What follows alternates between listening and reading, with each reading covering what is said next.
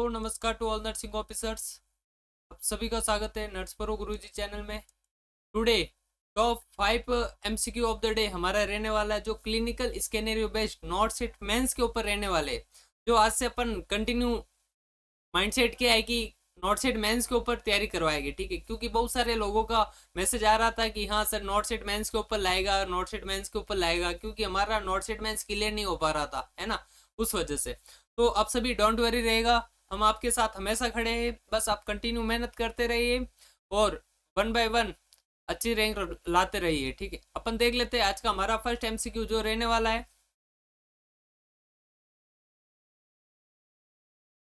A child जिसका as they रखा है कि चाइल्ड क्या ए 45 ईयर ओल्ड मेल दे रखा है, जो इमरजेंसी के अंदर एडमिट है, क्लियर। जिसका बीपी अपने मेजरमेंट किया, जो आ रखा 80/50 mmHg और कोल्ड क्लैम स्किन देखने को मिलेगा, टेकिकार्डिया देखने को मिला, लो यूरिन आउटपुट देखने को मिला। सीपीबी भी मेजरमेंट किया। सीपीबी क्या होता है ये आपको कमेंट बॉक्स के अंदर बताना है इसका फुल फॉर्म। और most likely type of shock, ये आपको एमसीक्यू देखने को मिला कि भाई कौन सा टाइप का जो मोस्ट लाइकली देखने को मिला। तो आप पे जो एंड लाइन है इसके ऊपर हमेशा अटेंशन दीजिएगा, क्लियर। आप ये एंड लाइन है, ये हमेशा आपका एमसीक्यू गलत करवाती है, तो इसको आप इंपॉर्टेंस ही दीजिएगा। अपन देख लेते हैं सबसे पहले कि 80/50 यानी अपन कह सकते हैं कि भाई सीवियर टाइप का हाइपोटेंशन है। ये सीवियर टाइप का हाइपोटेंशन यानी इसके साथ स्किन का कलर देखा हमने तो वो कोल्ड क्लेमी है जो देखने को मिला, तो वो सिंपैथेटिक वेसो कंस्ट्रक्शन के कारण देखने को मिला अपन को। इसके कारण सिंपैथेटिक स्किन है जो क्या देखने को मिला, कोल्ड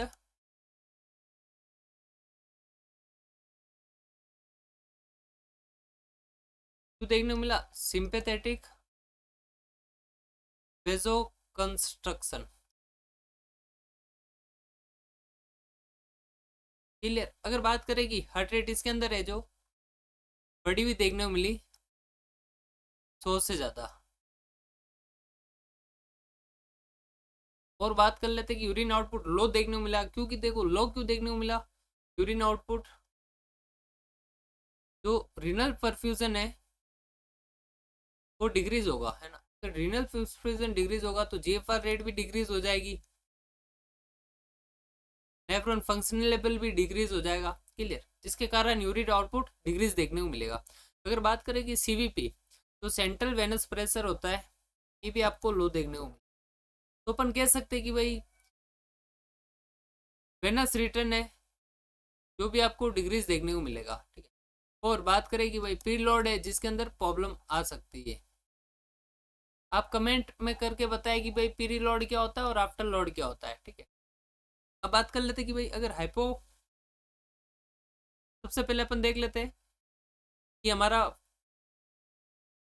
फर्स्ट ऑप्शन कह रहा है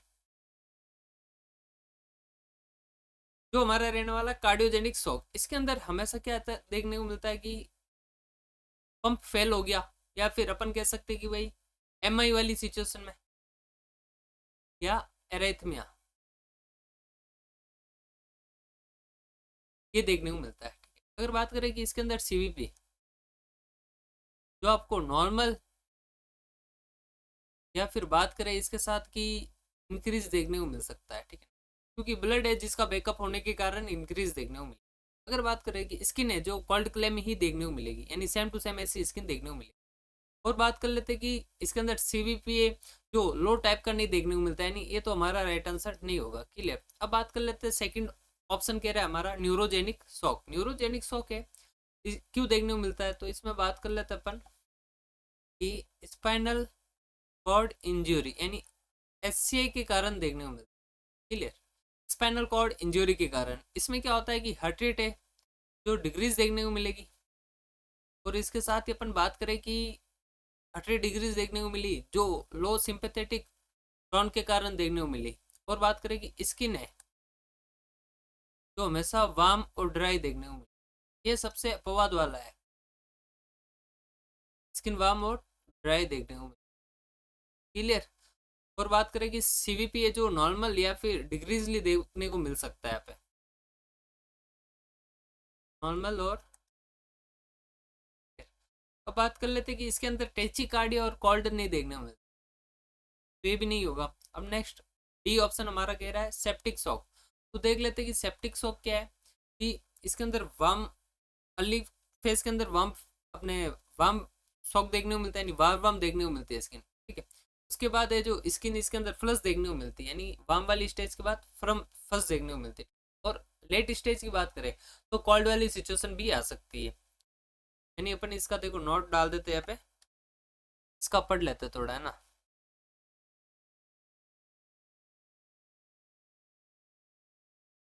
सेप्टिक शॉक,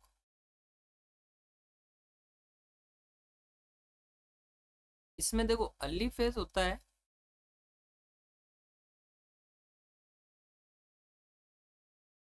जिसमें तो वार्म देखने को, तो लेट फेज की बात करूं तो इसके अंदर कोल्ड देखने को मिलेगा। मैं कह सकता हूँ कि भाई स्किन है जो वार्म प्लस टाइप की देखने को मिलेगी, क्लियर। और बात करूँ कि इसके अंदर हमेशा हाइपोटेंशन देखने को मिले,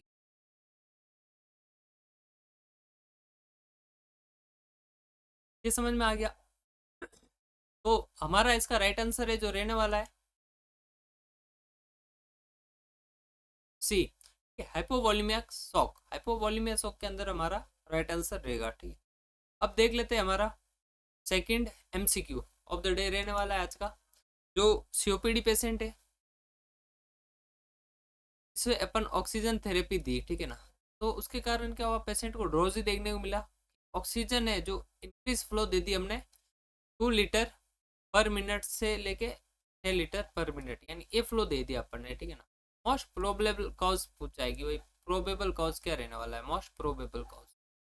तो आपको हमेशा है ना, ये लास्ट लाइन होती है, इस पे अटेंशन देना है कि भाई पूछना क्या चाह रहा है, जैसा आपको आइडिया लगेगा कि भाई ये क्या कहना चाह रहा है। तो हमारा देख लेते हैं कि सबसे पहले सीओपीडी होता है ना, तो इसको क्रोनिक ऑब्स्ट्रक्टिव पल्मोनरी डिजीज भी कहा जाता है, ठीक है। और इससे रिलेटेड अपन बात करें कि भाई इसमें आप में सा ऑक्सीजन फ्लो है जो डिक्रीज लेवल देना है, ना कि इंक्रीज लेवल। ड्रॉजी फीलिंग आई पेशेंट को, यानी अपन कह सकते हैं कि भाई हाई ऑक्सीजन दे रहे हो पेशेंट को, ठीक है, कारण नहीं, यानी हाइपोक्सिक ड्राइव देखने को मिला। फिर बात कर लेते कि लो रेस्पिरेशन ड्राइव होता तो उसके अंदर हाइपोवेंटिलेशन देखने को मिलता।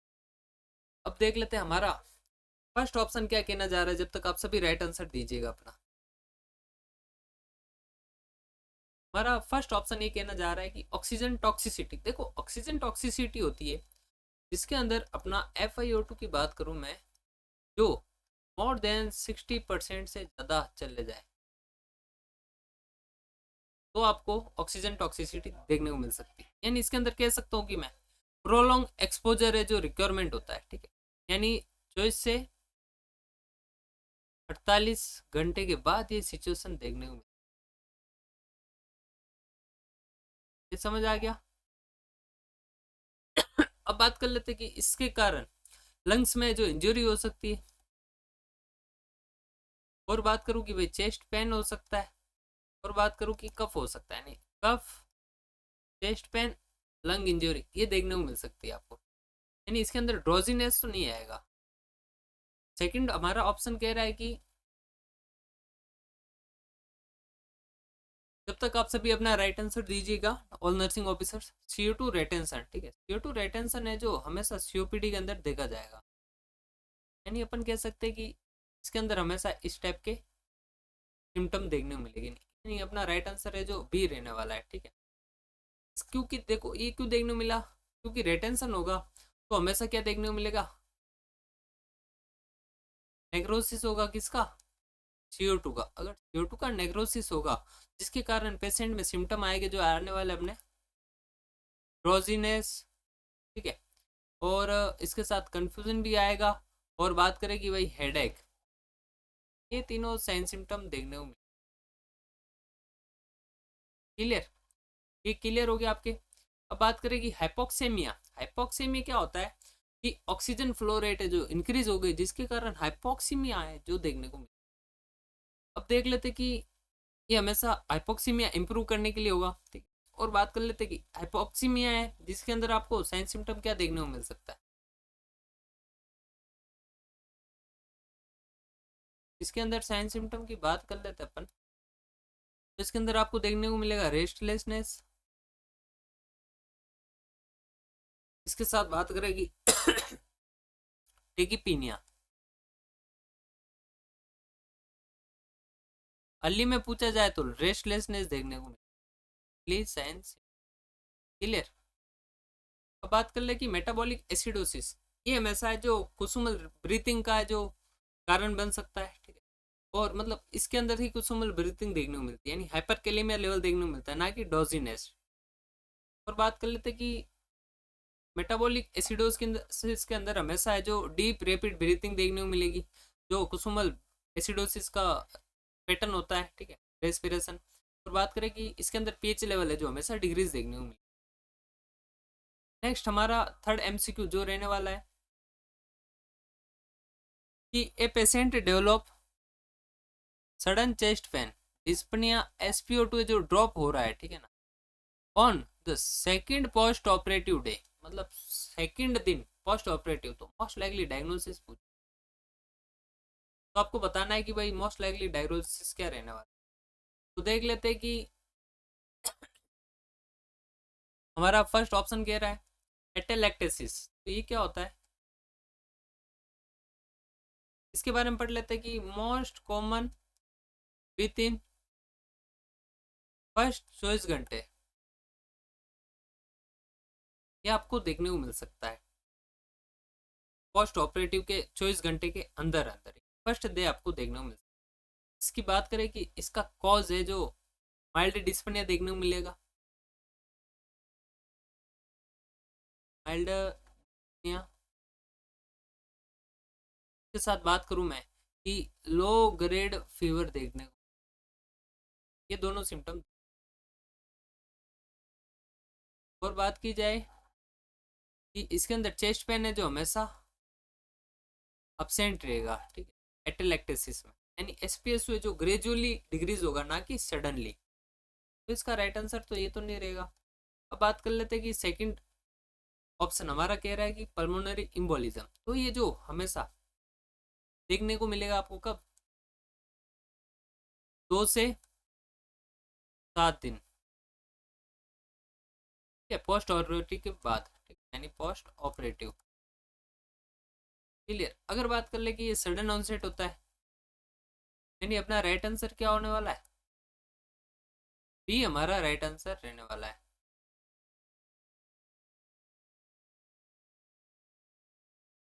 क्लियर। अब नेक्स्ट बात कर लेते हैं कि सी ऑप्शन हमारा कहने वाला है निमोनिया। निमोनिया क्या होता है कि ये डेवलपमेंट होता है 3 से 5 दिन बाद। अगर पूछ लिया जाए कि भाई थर्ड डे कौन सा होता है, 3 से 5 डे आफ्टर, क्लियर। इसमें देख लेते हैं कि भाई ग्रेजुअल ऑनसेट होता है, फीवर कब स्पुटम में जो प्रेजेंट होगा, यानी फीवर होगा, कफ होगा, स्पुटम होगा, यानी ये तीनों प्रेजेंट होगा। इसमें किसी भी टाइप का है जो हाइपोक्सीमिया नहीं देखने को मिले, हाइपोक्सीमिया है जो प्रेजेंट होगा, क्लियर। बात कर लेते हैं कि एआरडीएस है जो हमेशा कॉज की बात करें कि ट्रॉमा के कारण देखने को मिल सकता है, एआरडीएस।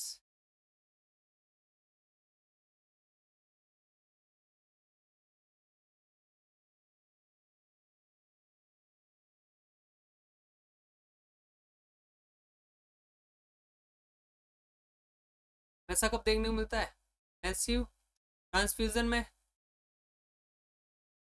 कोमा में, और बात करूं कि सेप्सिस वाली कंडीशन में भी देखने को मिलता है, सेप्सिस यानी इन्फेक्शन में, ठीक है। अगर बात करें कि इसके अंदर एक्सरे करवाएंगे अपन, तो एक्सरे के अंदर है जो पेशेंट के अंदर आपको बाइलेटरल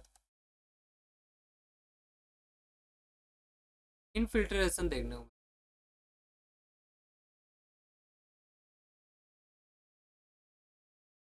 क्लियर। अगर बात करें कि इसके अंदर ये जो डेवलपमेंट है जो कब होता है, तो ये होता है within hours within our hours to day.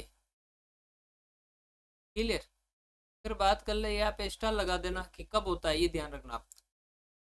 ये चीजें ध्यान रखनी है आपको। ये प्रोग्रेस होता है और इसके अंदर है जो सीवियर टाइप का हाइपोक्सी में देखने, हाइपोक्सिया। क्लियर, ये समझ में आ गया।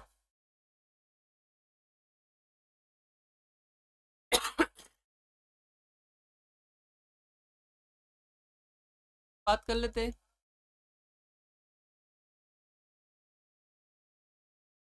Next MCQ of the day, जो हमारा रहने वाला है प्राइमरी ग्रेविड है, जो 38 वीक्स है, ठीक है। और उसमें पेनलेस वेजाइनल ब्लीडिंग देखने को मिली, यूटेरस सॉफ्ट देखने को मिला, फिटल हार्ट रेट परसेंट है। तो आपको डायग्नोसिस करना है कि भाई डायग्नोसिस क्या होने वाला है। तो आपको देखना होगा कि डायग्नोसिस क्या रहने वाला है। तो अपन सबसे पहले बात कर लेते हैं। हमारा ऑप्शन फर्स्ट कह रहा है कि एब्रुप्टो प्लेसेंटा, ये हमेशा ब्लडिंग विथ पेनफुल होगा, फुल होगा, है ना। और बात कर लेते हैं अपन यूटेरस है, जो हमेशा इसके अंदर टेंस और टेंडर। फिर बात करेगी रिगिड, ब्रॉड लाइट देखने को मिलता है, ब्रॉड लाइक रिगिडिटी। क्लियर, इस टाइप का इसके अंदर देखने को मिलता है एब्रुप्टा प्लेसेंटा के अंदर। अगर बात करें कि फिटल डिस्ट्रेस चल जाएगा और अपसेंट होगी इसके अंदर फिटल लैट्रेट, डिस्ट्रेस चल जाएगा, फिटल लैट्रेट क्या होगी, अपसेंट होगी इसके अंदर। क्लियर। तो इसका राइट आंसर है जो ये तो नहीं रहने वाला है, सरासर गलत। अब देख लेते हैं कि थर्ड ऑप्शन हमारा कह रहा है यूटेरस रप्चर। देखो यूटेरस रप्चर होगा तो आपको सीवियर सडन एब्डोमिनल पेन देखने को मिले, एब्डोमिनल पेन है जो सीवियर टाइप का देखने को। क्लियर। अगर बात की जाए कि इसके अंदर हिस्ट्री है जो हमेशा सिजेरियन सेक्शन की रहेगी या फिर स्कार की भी रह सकती है इसमें, यानी प्राइमरी ग्रेविडा तो नहीं होगा। तो ये भी अपना राइट आंसर नहीं रहने वाला है सी, ठीक है। फिर बात कर लेते हैं कि वैसा प्रीविया की, तो ये जो आफ्टर रप्चर ऑफ मेम्ब्रेन होती है उसके बाद देखने को मिलता है, मतलब rupture membrane after scene.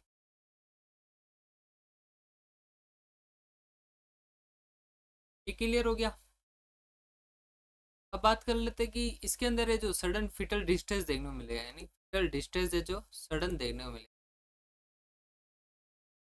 Next बात कर लेते हैं कि फिटल लर्ट है जो रिपीडली ड्रॉप होगी, यानी decrease जाएगी रिपीडली टाइप की। ब्लडिंग है जो फिटल ब्लड देखने को मिलेगा, ठीक है। नहीं, वैसा प्रीवे के अंदर हमेशा फिटल ब्लड देखने को मिलेगा। और यूटेरस है जो नॉर्मल देखने को मिलेगा। यानी इसका राइट आंसर की बात करूं मैं, तो हमारा इसका राइट आंसर है जो रहने वाला है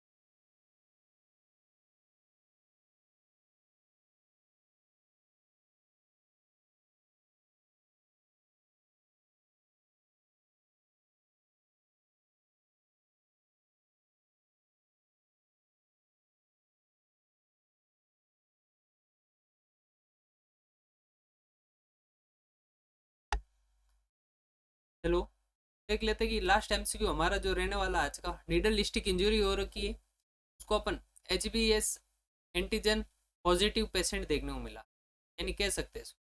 अब देख लेते हैं कि बेस्ट इमीडिएट मैनेजमेंट क्या रहने वाला है। तो इस सभी का सही आंसर है जो रहने वाला है बात कर लेते हैं अपन की भाई निडल स्टिक इंजरी के अंदर है जो एचबी एंटीजन पॉजिटिव देखने को मिला और इसके हाई रिस्क एक्सपोजर होगा हेपेटाइटिस बी का, ठीक है। अपन कह सकते हैं कि भाई हेपेटाइटिस बी वैक्सीन लगाना एसेंशियल है ना।